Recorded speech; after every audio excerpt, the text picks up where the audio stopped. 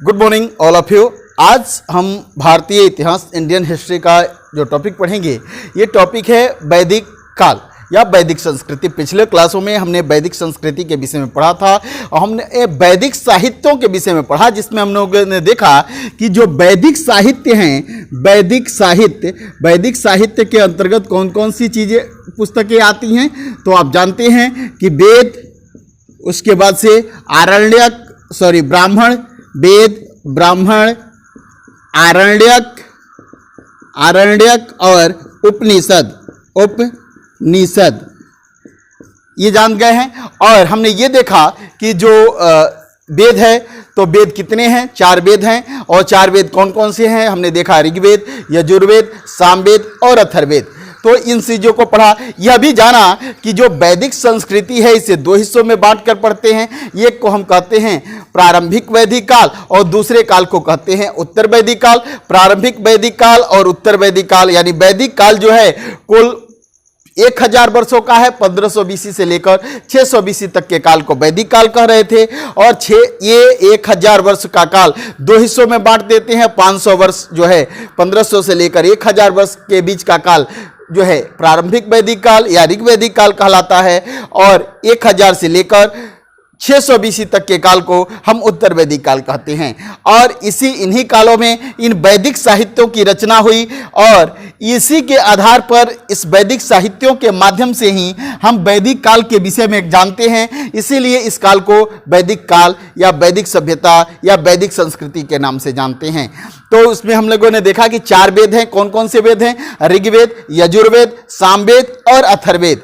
और हमने यह भी देखा कि वेद जो हैं, अब देखिए कि वेद जो ये 4 हैं इसमें क्या क्या चीजें हैं। अब वेद का अर्थ क्या होता है, तो ज्ञान क्या अर्थ होता है ये भी याद रखें। बार बार प्रश्न पूछे जाते हैं कि वेद का क्या अर्थ होता है। तो वेद का अर्थ होता है ज्ञान। और ये इस वेदों को कौन लिखा है, तो ये वेद अपौरुषेय हैं। क्या कहते हैं,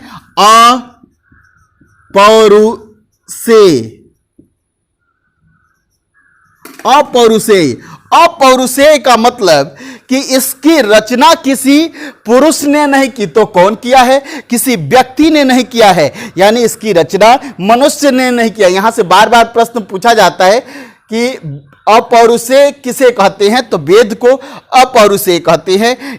क्यों कहते हैं, क्योंकि इसकी रचना किसी व्यक्ति ने यानी मनुष्य ने नहीं की है। तो कौन किया है, तो इसकी रचना कार ईश्वर हैं। कौन है, स्वयं ईश्वर इसके रचयिता हैं, यानी ईश्वर द्वारा रचा गया है यह वेद। क्लियर हुआ। अब देखें कि एक प्रश्न और यहां से आता है कि आस्तिक और नास्तिक। आस्तिक किसे कहते हैं, जो वेदों में विश्वास करता है, जो वेदों की बातों पर, वेदों की सत्ता में, वेदों की वास्तविकता पर जो विश्वास करता है उसे आस्तिक कहते हैं। और जो वेद की सत्ता को नहीं मानता उसे क्या कहते हैं, तो नास्तिक कहते हैं। जो वेद की सत्ता को नहीं मानता वो नास्तिक है। आस्तिक और नास्तिक का प्रश्न आपने समझ लिया। वेदों को किसने रचा, तो किसी व्यक्ति ने नहीं रचा है। इस वेद को क्या कहते हैं, अपौरुषेय हैं। क्लियर हुआ। अब पूछता है वेद का अर्थ क्या हुआ, ज्ञान। समझ में आ गया। अब देखिए ब्राह्मण, अब वेदों में क्या है प्रश्न पूछे तो कल भी मैंने बताया था, स्तुति है, प्रार्थनाएं हैं। उसके बाद क्या है, कर्मकांड।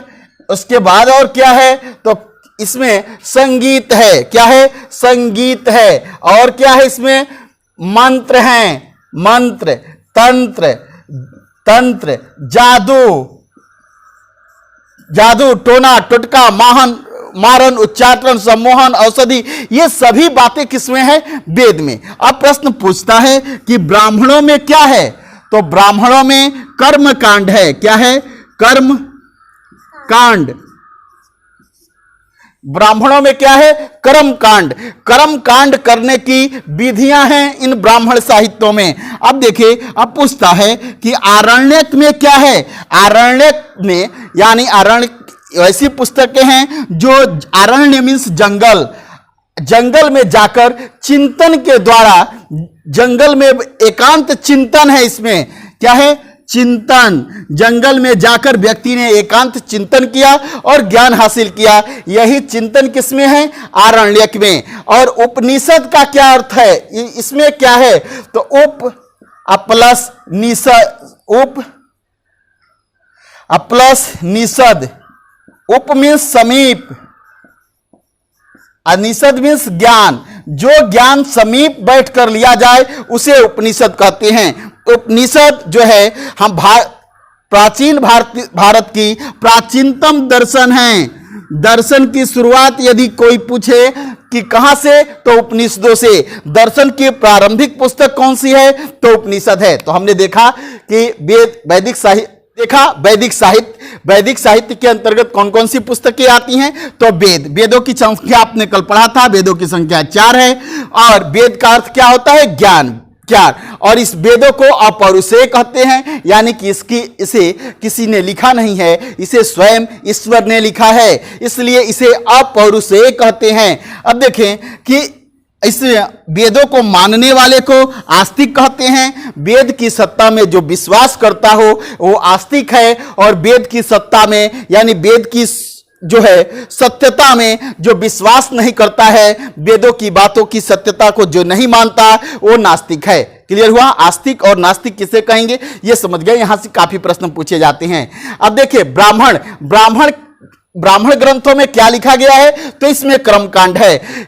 कैसे कर्मकांड की विधियां हैं? अगर मान लीजिए कि आपने सपोज करें कि कोई यज्ञ करा रहे हैं, पंच महाभूत यज्ञ करा रहे हैं, तो पंच महाभूत यज्ञों में कितने क्विंटल तिल की जरूरत है, कितना क्विंटल घी लगेगा, कितने दिनों तक चलेगा, कितने ब्राह्मण होंगे, ये सब की जानकारी कौन देता है? तो ये ब्राह्मण ग्रंथ देते हैं। अब आरण्यक के विषय में विस्तार से और समझेंगे, यहां थोड़ा शॉर्ट में समझते हैं। आरण्य मीन्स होता है जंगल। आरण्य मीन्स जंगल।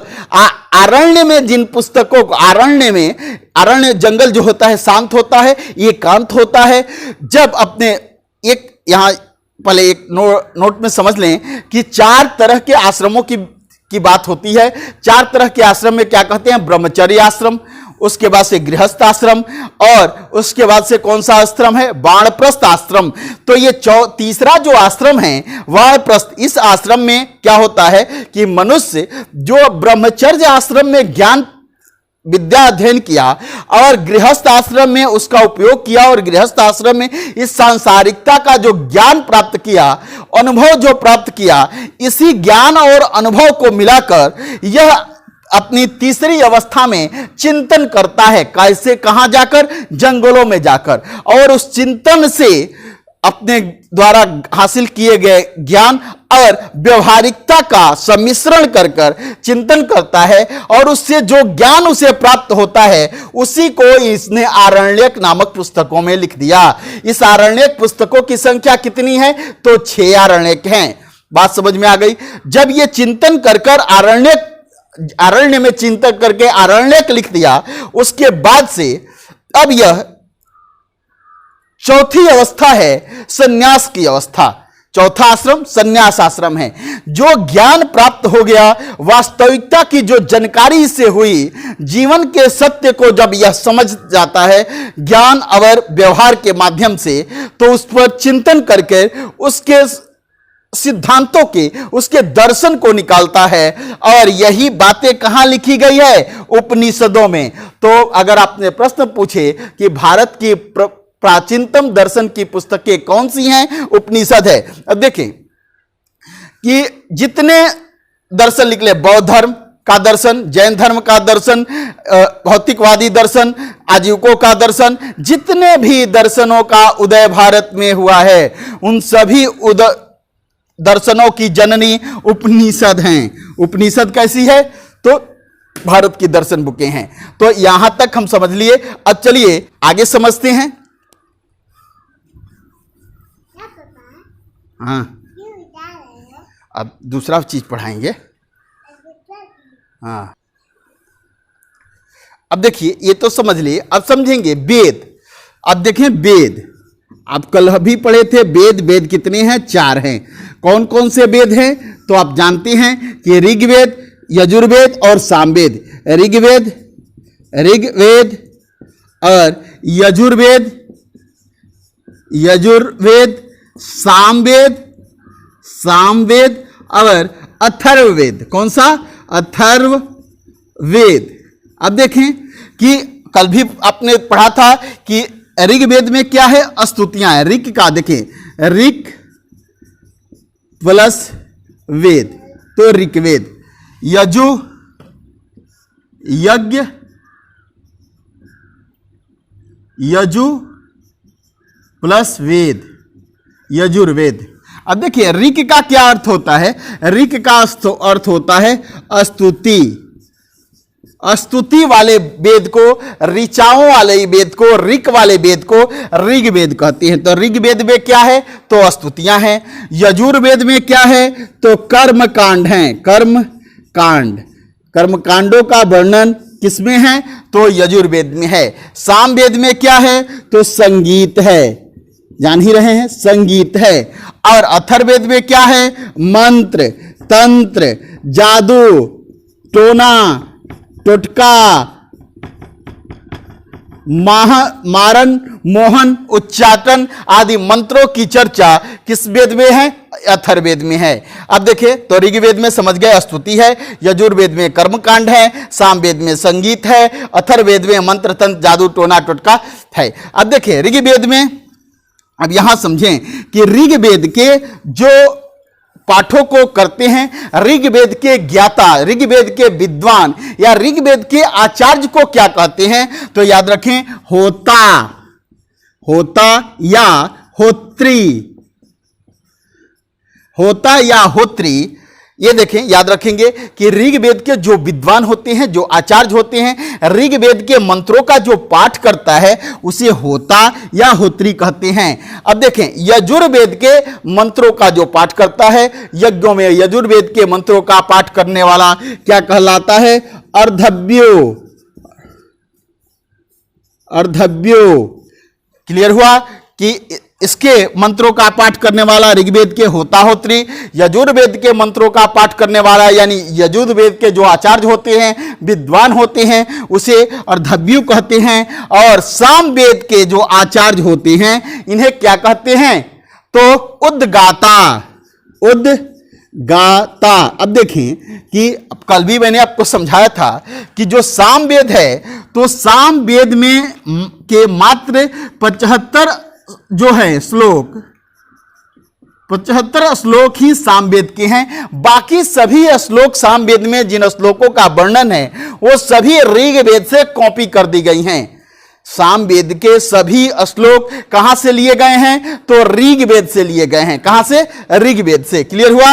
मात्र 75। यदि कहे कि कौन सा वेद ऋग्वेद पर आधारित है तो सामवेद। यदि आपसे एग्जामों में प्रश्न पूछे कि कौन सा वेद ऋग्वेद पर आधारित है तो सामवेद। अथर्ववेद, आप जान गए कि अथर्ववेद में क्या है? मंत्र हैं, तंत्र हैं, जादू हैं, टोटका हैं, औषधीय संबंधी जानकारी है, माहन, वंशीकरण, मोहन, मारन, उच्चाटन जैसे मंत्रों का जिक्र किस वेद में? अथर्ववेद में है। क्लियर हुआ? अथर्ववेद के जो ज्ञाता, जो आचार्य होते हैं, अथर्ववेद के जो मंत्रों का जो है पाठ करते हैं, जो अथर्ववेद के ऋचाओं का पाठ करते हैं, उन्हें क्या कहते हैं? तो ब्रह्मा।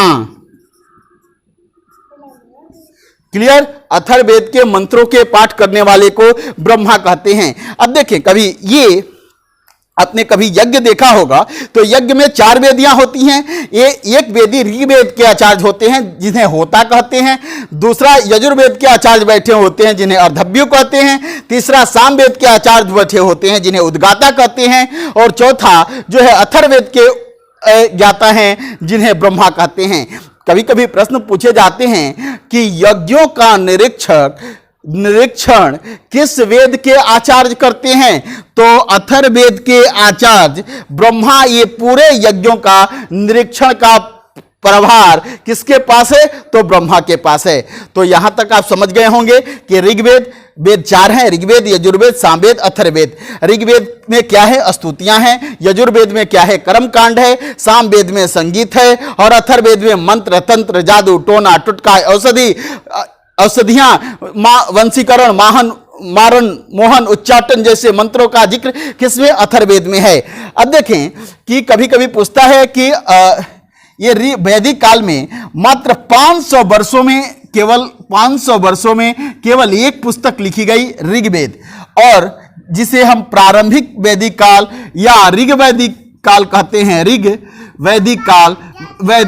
वैदिक काल जिसे हम कहते हैं प्रारंभिक वैदिक काल या ऋग वैदिक काल। तो ऋग वैदिक काल जो है ये कब से कब तक है, जान गए हैं आप? 1500 बीसी से लेकर 1000 बीसी तक के काल को ऋग वैदिक काल कहते हैं। ठीक है, और ये 500 वर्षों का काल है।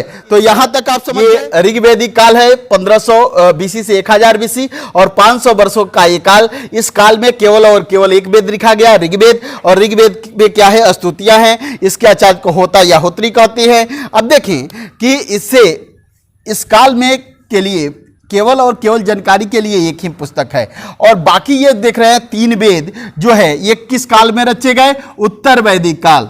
उत्तर वैदिक काल जिसका टाइम पीरियड है आप जान रहे हैं 1000 बीसी से लेकर 1600 बीसी तक के काल को उत्तर वैदिक काल भारतीय इतिहास में कहते हैं। ठीक है, और इसी काल में यजुर्वेद, सामवेद और अथर्ववेद की रचनाएं हुई। यदि आपसे प्रश्न होगा कि यजुर्वेद में क्या है? कर्मकांड है, इसके आचार्य को अर्धव्यू कहते हैं। सामवेद में क्या है? संगीत है, और इसके आचार्य को उद्गाता कहते हैं। अथर्ववेद में क्या है? मंत्र, तंत्र, जादू, टोना, टोटका, और जो है इसके आचार्य को ब्रह्मा कहते हैं। तो मुझे विश्वास है कि यहां तक की बातें आपको पूरी तरह से स्पष्ट रूप से समझ में आ गई होगी। अब चलिए आगे चलते हैं।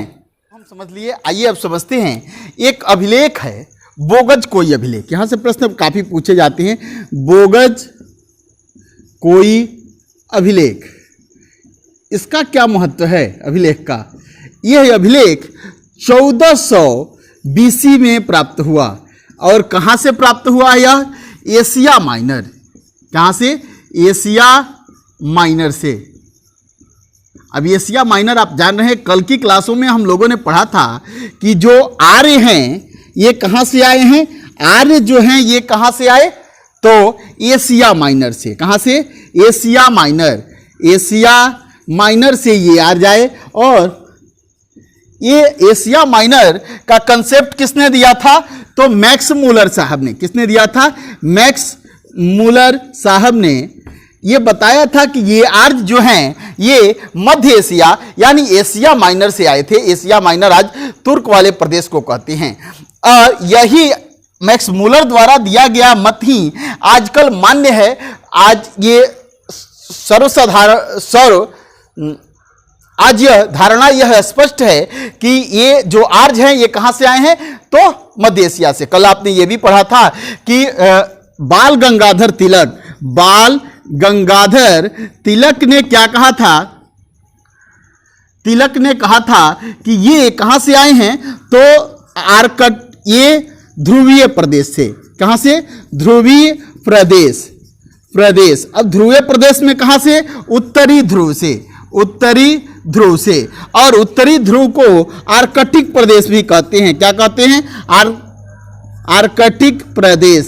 तो यदि कहे कि बाल गंगाधर तिलक ने आर्यों के का मूल स्थान कहां बताया था? तो ध्रुवीय प्रदेश, उत्तरी ध्रुव को।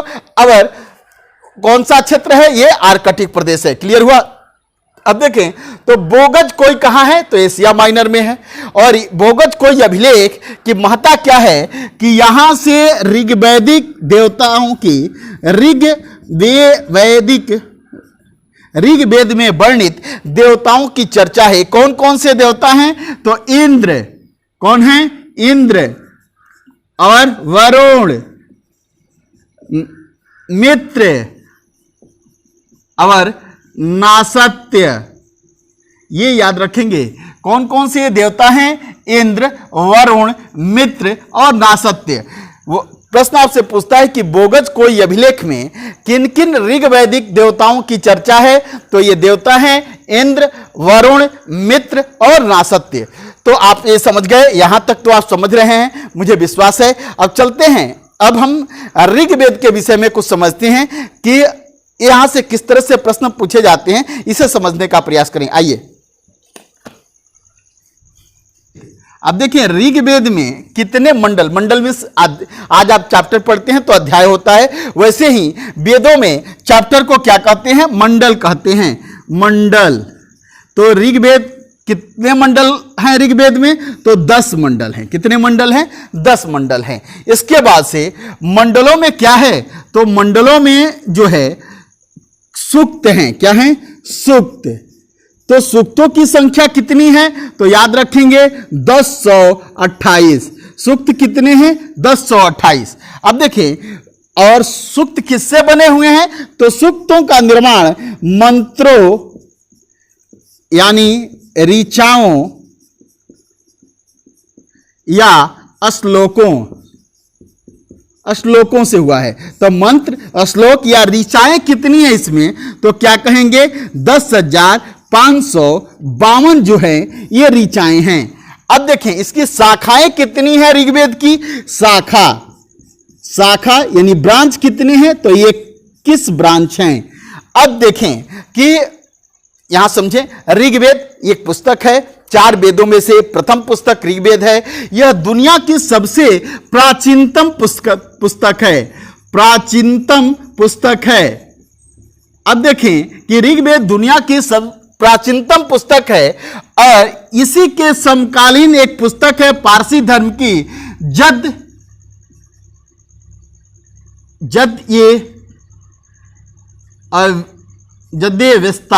जद-ए-अवेस्ता, इसी धर्म की, पारसी धर्म की पुस्तक जद-ए-अवेस्ता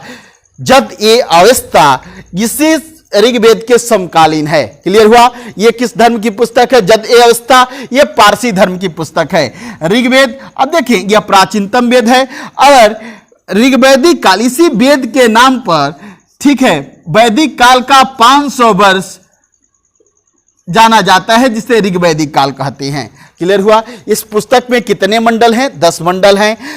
मंडल किस में बटे हुए हैं, सूक्त में। सूक्तों की संख्या कितनी, 1028। सूक्त कितने, 1028।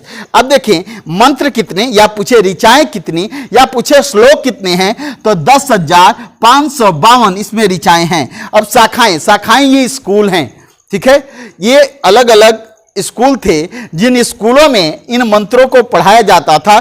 तो शाखाएं कितनी हैं, तो 21 शाखाएं हैं। समझ में आ गया कि ये जो ऋग्वेद है ये 10 मंडल हैं। इसमें से प्रथम मंडल कौन सा, प्रथम मंडल और 10वें मंडल, 10वां मंडल बाद में लिखे गए। प्रथम मंडल और इसके 10वें मंडल ऋग्वेद के बाद में लिखे गए। तो आपसे प्रश्न पूछता है कि ऋग्वेद के कौन कौन से मंडल बाद में लिखे गए। आपसे प्रश्न पूछता है कि ऋग्वेद के कौन कौन से मंडल बाद में लिखे गए, तो प्रथम मंडल और 10वें मंडल। क्लियर हुआ। अब देखें कि ऋग्वेद में मूल मंडल किसे कहते हैं, याद इधर समझें कि मूल मंडल कौन से मंडल, मूल मंडलों की संख्या कितनी है, तो 2 से लेकर 7 तक के मंडल को मूल मंडल कहते हैं। 2, 3, 4, 5, 6 और 7। 1, 2, 3, 4, 5, 6, इन 6 मंडलों को क्या कहते हैं, मूल मंडल या वंश मंडल, या जो है मूल मंडल और वंश मंडल के नाम से इन मंडलों को जानते हैं। तो आप समझ गए कि ऋग्वेद में कुल 10 मंडल हैं। इन 10 मंडलों में प्रथम मंडल और 10वां मंडल सबसे बाद में लिखा गया। मूल मंडल या वंश मंडल जो हैं या ऋषि मंडल, ये किस मंडल को कहते हैं, तो 2 से लेकर 7 तक के मंडल को मूल मंडल, वंश मंडल या ऋषि मंडल के नाम से जानते हैं। और अब देखते हैं कि मंडल किस में बटे हुए, सूक्तों में, और सूक्तों की संख्या कितनी, तो 1028 है। और इसमें ऋचाएं कितनी हैं, सूक्तों का निर्माण किससे हुआ है, तो ऋचाओं से। तो ऋचाओं से या मंत्रों या श्लोक कहते हैं इसको। तो ये 10,552 हैं। क्लियर हुआ। शाखाएं कितनी हैं, तो 21 शाखाएं हैं। शाखाओं का कहने का मतलब ये यहां स्कूल से है। अब ये समझ लीजिए। अब चलते हैं, कभी कभी पूछता है कि दूसरे मंडल का रचयिता कौन, तीसरे मंडल का रचयिता कौन, चौथे मंडल का रचयिता कौन। तो इससे संबंधित प्रश्नों को हल कर लेकर 7 तक के मंडल को क्या कहते हैं? मूल मंडल, मंडल, या इसे वंश मंडल, मंडल, या इसी को क्या कहते हैं? ऋषि मंडल। क्लियर हुआ? अब देखें, अब ये कभी कभी पूछता है कि इन मंडलों के रचयिता कौन, यानी इन मंडलों को किस ऋषि ने लिखा है और उसके परिवार ने। तो देखें, दूसरा मंडल, कौन सा? दूसरा मंडल, दूसरे मंडल की रचना किसने की है? गुत्समद ऋषि ने, गुत्समद ऋषि ने, या और उनके परिवार के लोगों ने। तीसरे मंडल की रचना किसने किया है? तो तीसरे मंडल की रचना विश्वामित्र ने किया। किसने? विश्वामित्र। अब पूछता है चतुर्थ मंडल के, चतुर्थ मंडल ये हैं वामदेव, चतुर्थ मंडल के रचयिता वामदेव। अब देखिए पंचम मंडल के रचयिता अत्रि ऋषि हैं। कौन हैं? अत्रि ऋषि। और छठवें मंडल के रचयिता कौन हैं? तो ये हैं भारद्वाज। और सातवें मंडल के रचयिता कौन हैं? तो सातवें मंडल के रचयिता वशिष्ठ। अब देखें, तो ये इन मंडलों को हम क्या कहते हैं? वंश मंडल। कौन से? दूसरे, तीसरे, चौथे, पांचवें, छठे, सातवें। कितने मंडल हो गए? 1 2 3 4 5 6। ये 6 मंडल वंश मंडल, मूल मंडल या ऋषि मंडल के नाम से जाने जाते हैं। अब आपसे प्रश्न होगा कि जो है दूसरे मंडल के रचयिता कौन? तो क्या कहेंगे? गुत्समद ऋषि।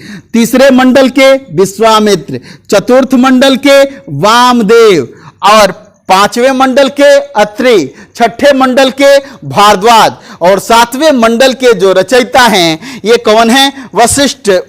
क्लियर हुआ? ये याद रखेंगे आप, ये काफी महत्वपूर्ण है। अब देखें, अब यहां से पूछता है कि एक मंत्र है जिसे कहते हैं गायत्री मंत्र।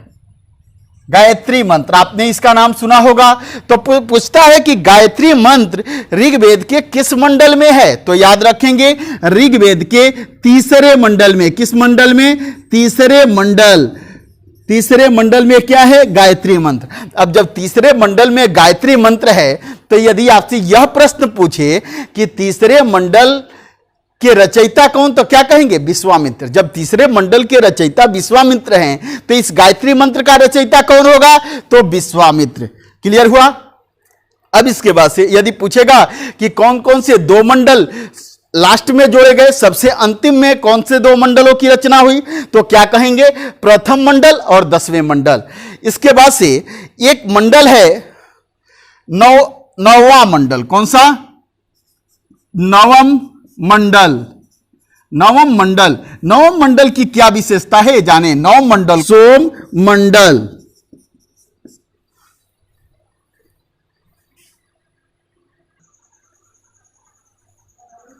अब देखें, ऋग्वेद का जो 9 मंडल है इसे सोम मंडल कहते हैं। ये सोम क्या है? सोम नामक एक पेय वनस्पति है। क्या है? वनस्पति। इस वनस्पति, यह मादक वनस्पति है। कैसी? मादक वनस्पति है। इस वनस्पति के रस को पी लेने से जो है आर्यों में मादकता आ जाती है, यानी कि यह एक तरह से आज के सूरा की तरह है, शराब की तरह है। इसके रस को पीने से आर्य मदमस्त हो जाते हैं, और इस रस का विशेष ओकेजनों पर ऋग्वैदिक कालीन आर्य लोग इसका पान करते हैं। इसे क्या कहते हैं? यो सोम रस। चर्चा है कि यह सोम रस नामक पौधा हिमवंत और हिमवंत के मुजवंत शिखर पर मिलता है, यानी कि यह पौधा हिमालय पर मिलता है। नवम मंडल में 114 श्लोक केवल और केवल वनस्पति के विषय में वर्णन करते हैं, और इसी के देवता हैं जिन्हें हम सोम देवता कहते हैं। सोम रस के देवता सोम देवता हैं। तो सोम देवता की चर्चा किस मंडल में है पूछेगा, तो क्या कहेंगे? नवम मंडल में। ठीक है, नवम मंडल। अब देखिए अष्टम मंडल, इसके विषय में भी थोड़ा सा आप जान ले। अष्टम मंडल अष्टम मंडल की रचना कर्णव ऋषि एवं उनके परिवार के लोगों ने किया, एवं उनके परिवार के लोगों ने किया है।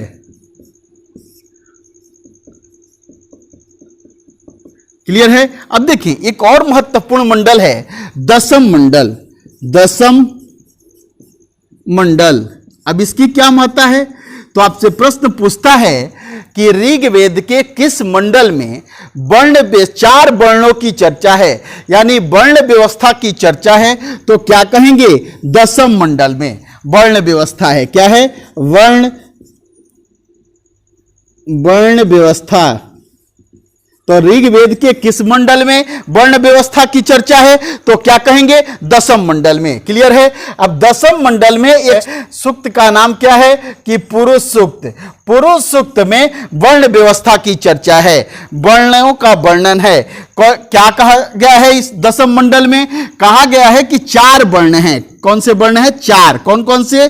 ब्राह्मण, उसके बाद से कौन सा वर्ण है? क्षत्रिय,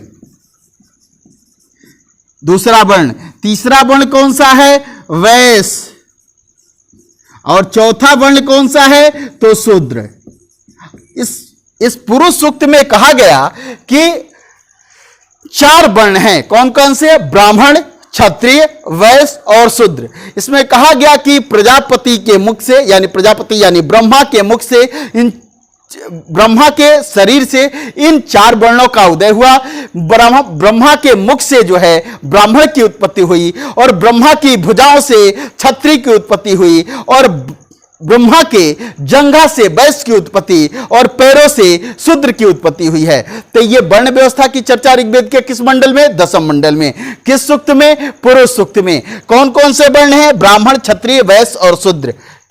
क्लियर है? इसमें वर्णित है कि शूद्र जो है इन 4 वर्णों का सेवक है। ब्राह्मण का काम जो है पठन पाठन करना, वेद अध्ययन करना, वेदों का पाठ करना, पूजा पाठ कराना ब्राह्मण। क्षत्रिय का काम रक्षा करना, युद्ध करना। वैश्य का काम व्यापार करना, और शूद्र का काम इन 4 वर्णों की सेवा करना था। तो हमने देखा कि ऋग्वेद के किस मंडल में किस चीज का वर्णन है। ऋग्वेद में कुल 10 मंडल है, हमने अभी तक देखा, जिसमें से 2 प्रथम और 10वां मंडल अंत में जोड़ा गया। 2 से लेकर जो है 7 तक के मंडल, जो 6 मंडल हैं, इस मंडल को हम क्या कहते हैं? वंश मंडल, मूल मंडल, ऋषि मंडल या गोत्र मंडल भी इसे कहते हैं। तो ये मंडल हो गए। इसमें जो 9वां मंडल है, इस 9वां मंडल में सोम वनस्पति की चर्चा है। सोम वनस्पति क्या है? समझ गए कि आर्यों का एक पेय पदार्थ है जो इसी वनस्पति से बनता है, जिसे सोमरस कहते हैं। इसके बाद से अष्टम मंडल की रचना कर्णव और उसके ऋषि, कर्णव ऋषि और उनके परिवार के लोगों ने किया है। और दशम मंडल के पुरुष सूक्त में किसकी चर्चा है? तो वर्ण व्यवस्था की चर्चा है। वर्ण कौन कौन से? 4 वर्ण। अब देखें, ऋग्वेद के ये जो 7 मंडल, अब जो मूल मंडल देख रहे हैं, इसमें कहीं भी वर्ण व्यवस्था की चर्चा नहीं है। इसमें जो है पुरोहित, राजा और योद्धा, इसी तरह के वर्ग की चलता है, सामान्य जन की चर्चा है, वर्ण व्यवस्था नहीं है। लेकिन यहां अंतिम दौर में वर्ण व्यवस्था देखते हैं। आगे जब हम ऋग्वैदिक समाज और अर्थव्यवस्था, राजनीति के विषय में समझेंगे तो इसको समझेंगे। अब देखें कि यहां तक तो आपको कोई दिक्कत नहीं हुई होगी। इसे 2 से 4 बार आप रिपीट करेंगे तो बिल्कुल आपको याद हो जाएगा। बिल्कुल आराम से मजे से इसे पढ़ें, ठीक है? और आपको इतिहास पढ़ते हुए इस जीएस को समझने में काफी मजा आएगा यदि हमारे साथ कंटिन्यू रहेंगे। और बिल्कुल 2 से 3 बार इस चैप्टर को यदि आप सोचें कि एक बार में देख लेने से याद हो जाए, तो ऐसा नहीं होता है। कई बार 1 से 2, 3, 4 बार रिपीट करेंगे तो ये याद हो जाएगा। एक बार में मात्र 10 से 20% आपको याद होंगे। अब देखें, यहां तक तो किसी को किसी भी तरह की दिक्कत नहीं हुई होगी। अब देखते हैं कि कल एक चीज पढ़ा था जो आप लोगों को याद होना चाहिए कि आर्यों के विस्तार के विषय में जानने के लिए हम लोगों ने नदियों का नाम याद किया था कि ऋग्वेद के नदी सूक्त में जो है नदियों का वर्णन है। तो ऋग्वेद में नदी सूक्त में कितने नदियों का वर्णन था? 25 नदियों का, जिसमें से कुछ महत्वपूर्ण नदियां थी जिसे एग्जाम में अक्सर प्रश्न पूछा जाता है, जैसे बिपाशा। आज की किस नदी को ऋग्वैदिककाल बिपाशा कहते? बिपाशा से तो आप लोग परिचित हुए हैं ही, बिपाशा बसु। तो बिपाशा किस नदी को कहते थे आर्य लोग? व्यास नदी को। शतुद्री किस नदी को आर्य लोग कहते थे? तो सतलज को शतुद्री कहते थे। पुरुषनी किस नदी का नाम था वैदिक काल में? तो रावी नदी का नाम पुरुषनी था। तो ये सारी ये चीजें, घग्गर नदी को दृश्यद्वती कहते थे। तो यहां तक आप समझ लिए। अब आगे चलते हैं कि चर्चा ऋग्वेद के किस मंडल में? तो कृषि व्यवस्था की चर्चा ऋग्वेद के चतुर्थ मंडल में है। ऋग्वेद के किस मंडल में? चतुर्थ मंडल। चतुर्थ मंडल। अब आप बताएंगे हमें कि ऋग्वेद के इस चतुर्थ मंडल का रचयिता कौन है? इस ऋग्वेद के चतुर्थ मंडल की ये रचना किस ऋषि ने की है? क्या यह ऋग्वेद का यह मंडल जो है वंश मंडल के अंतर्गत आता है क्या? ये बताएं आप।